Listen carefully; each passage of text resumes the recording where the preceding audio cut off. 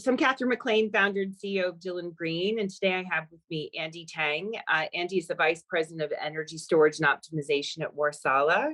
Thank you so much for joining me, Andy. Thank you, Catherine. Looking forward to our conversation today. You're joining us from California? Yes, from Nice. the San Francisco Bay Area.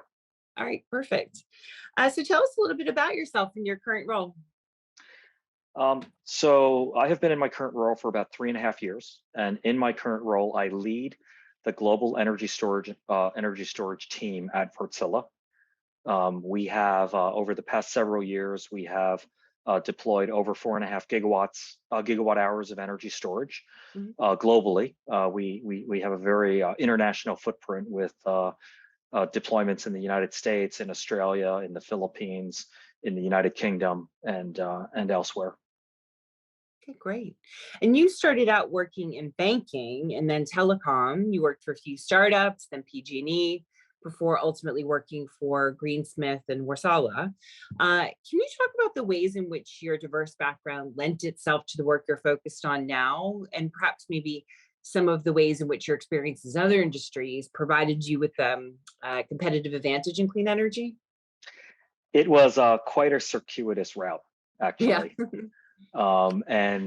If you looked at my resume maybe 10 years ago, it didn't look like it was making a lot of sense, and it didn't look like it was particularly methodically well planned. Yeah. Which it wasn't, but it all came out well in the end. So maybe if I go back and look at this chronologically. So I started off, in a typical kind of first generation immigrant household. My parents had immigrated. I was the first American born in the family, and there was a tremendous amount of pressure to do something professional, either become a doctor or a lawyer. Right.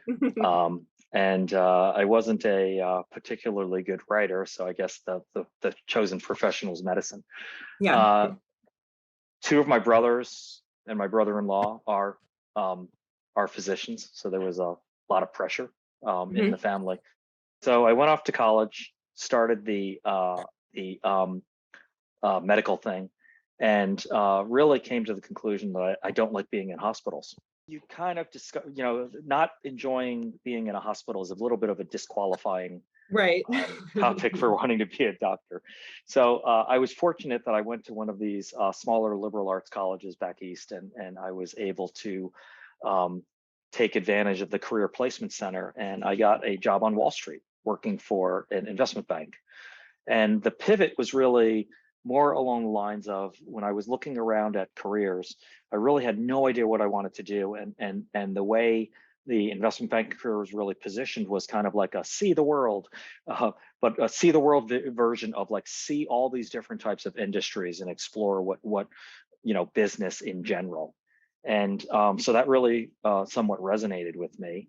I started that off in technology because I just had a natural interest in all things tech.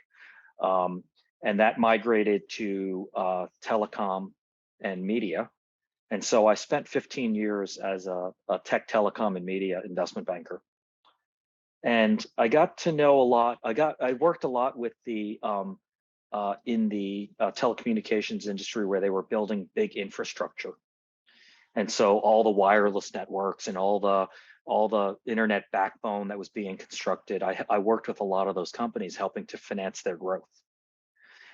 And so when I decided to leave the industry and do something else, I looked around at the different types of industries that I could participate in. And interestingly enough, the electric power industry was the one that had a lot of similarities. The time frame now would have been around 2007.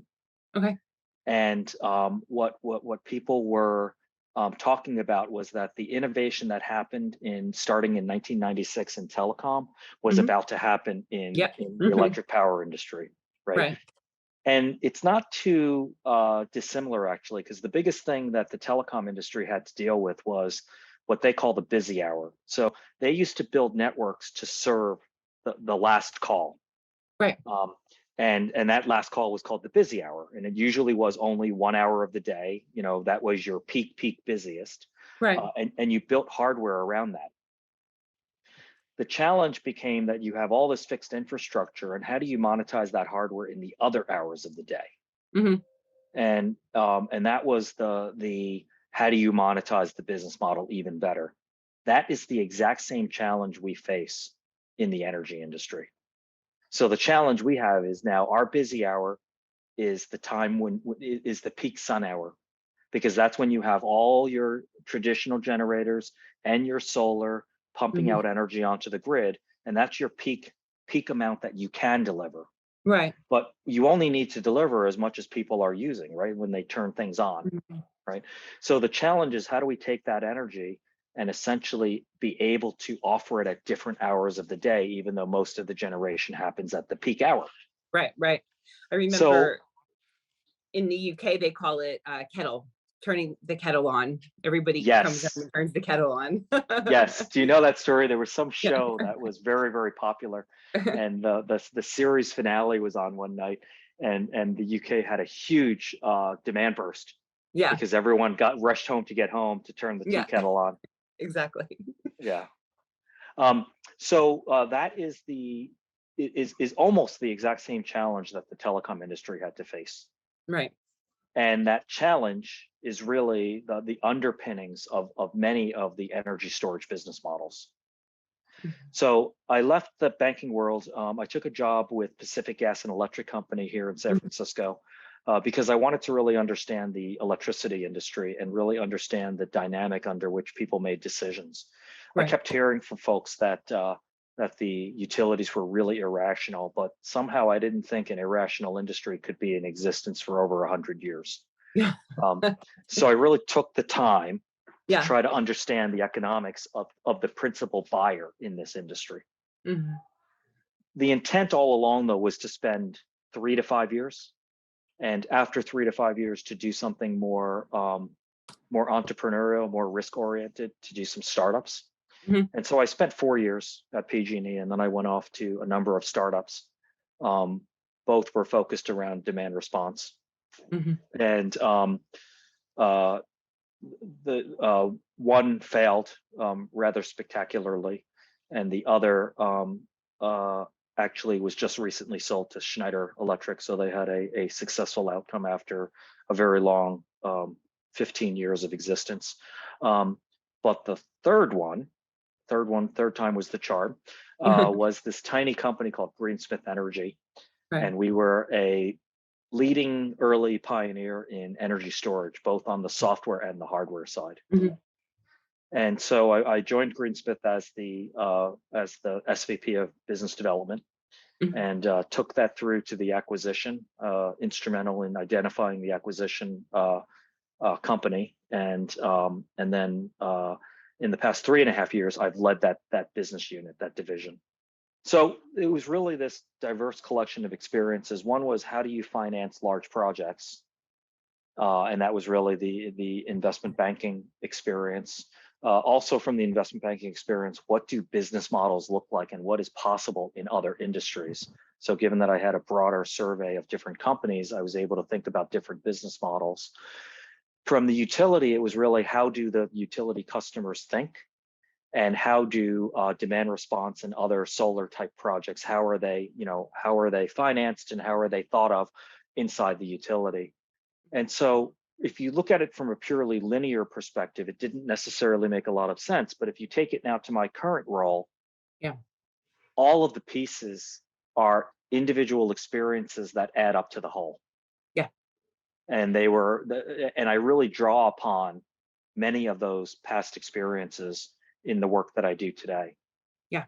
So I guess my comment is that you never know where life will necessarily take you, but as a developing executive or individual, collecting different types of experiences, can never be a bad thing.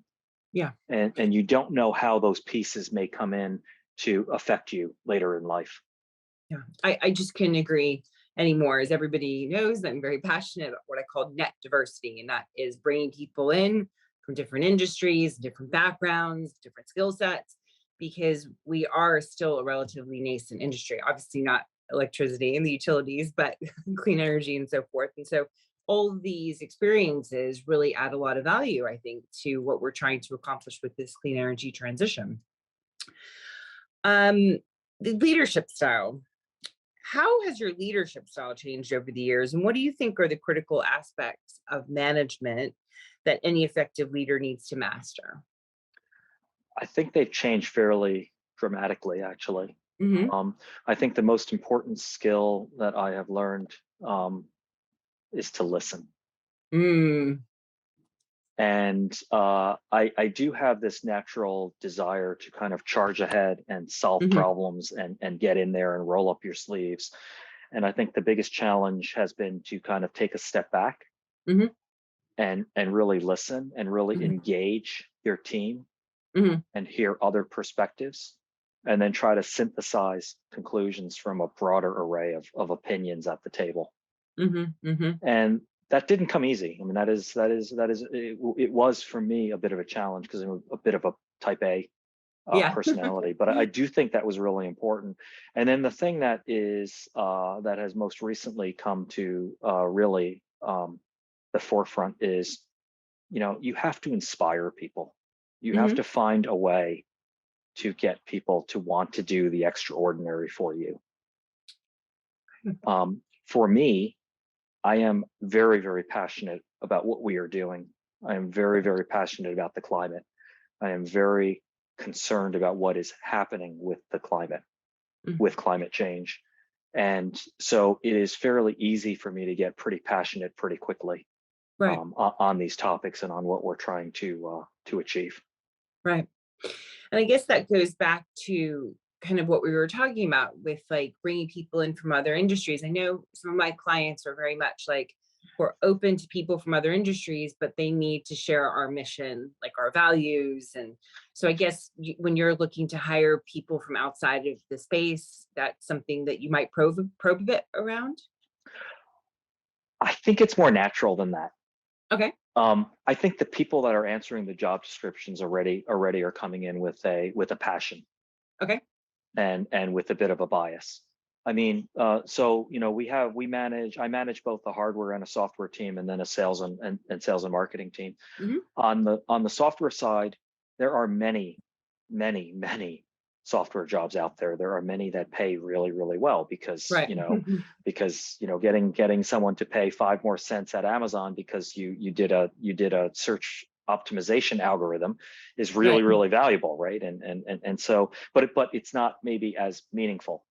And Right. so I do think that I'm really pleased with the fact that we tend to have a lot of passionate employees that are really keyed in on Right. the mission.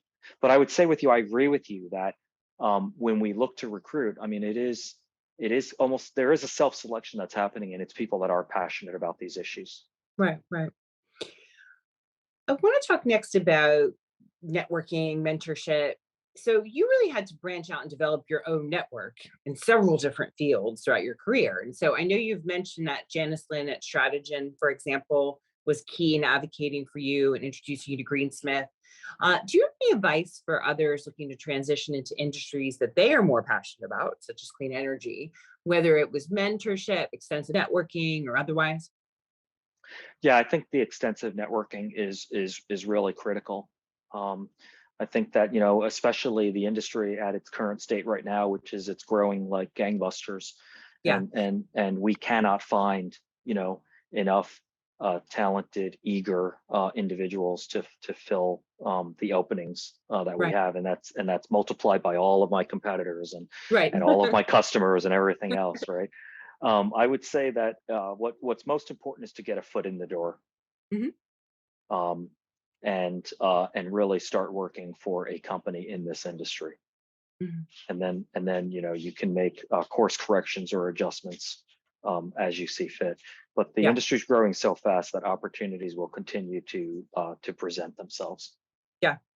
I really, really agree with that. I tell people who are trying to get into the industry, don't get too myopic about where in the industry. Like, just, if you can, there's a opportunity that you have, just get in, and then you can kind of find your way as you're within the industry and hone in a bit more specifically on what you want to do. I think that's fair. Yeah, absolutely. I know that Wartsila has some exciting projects that heavily leverage AI and machine learning, such as your project with RWE Georgia. Can you talk a bit more about the complex PPAs you are helping RWE overcome and the role of software and other technology to optimize storage assets? Yeah, absolutely. This is a small part of the PPA landscape right now, but it's an area that I hope will actually expand. So Hmm. RWE was looking for a way to enhance the value that they could offer Georgia Power Right, in this project down in Hickory Park in Georgia. right, And the issue was that was exactly this issue, that the hours that the sun peaks are not necessarily the hours that you most value the electricity that's right. generated, right? So their ability to time shift that electricity to a later hour was incented by having a different payment structure at the different hours. Hmm. So that's kind of bread and butter, taking storage and just putting a bunch of storage in so that you can shift the energy from one time to the other. Right. The part that made it complicated was that Georgia Power also, because they're scheduling a number of other power plants and a number of other solar facilities, they wanted to have a firm commitment of how much power they were going to get that day from that solar farm. Okay. And so this is a little bit of the holy grail, and this has been a little bit of the challenge that utilities, and when I was in at the utility, this was the challenge that everyone would bring up, which is, oh, but you can't count on it, Hmm. right? Hmm. So solar may or may not come, but you can't count on it. Right. You can't forecast it for me. If the clouds go overhead, then you've got a problem. And so at a very high level, the problem is valid, but at a deeper level, it's something that analytics can solve. Right. Okay. And so that's what we do. Hmm. So what we're doing in the case of Georgia Power is we're doing a lot of advanced analytics on the weather forecasts, what the pre-day, the 24-hour before commitment, the pre-day commitment is of how much power we will sell Hmm. cumulatively, and then managing the constraints of the PPA so that we can maximize the hours that are paid more, but at the same time still make sure that we reach our minimum commitment so we don't get penalized. Right. So it's those types of, as we get more and more power onto the grid, more renewable power onto the grid, we're going to need to do more of that optimization. We're going to need to Hmm. do more of that tweaking, and we're going to Hmm. need to provide ways to provide the certainty to the utilities of what they're going to get so that they can manage their other resources around that. Right. And it's really that I think software and AI have a really large opportunity for the industry. Yeah. What do you think are some of the key challenges the energy storage industry faces in the coming years ahead, such as like regulation or long duration or optimization, just as you were mentioning through software? And what are some of the top opportunities you foresee as well? Great question. I think the top three issues are going to be supply chain, supply chain, and supply chain. Okay.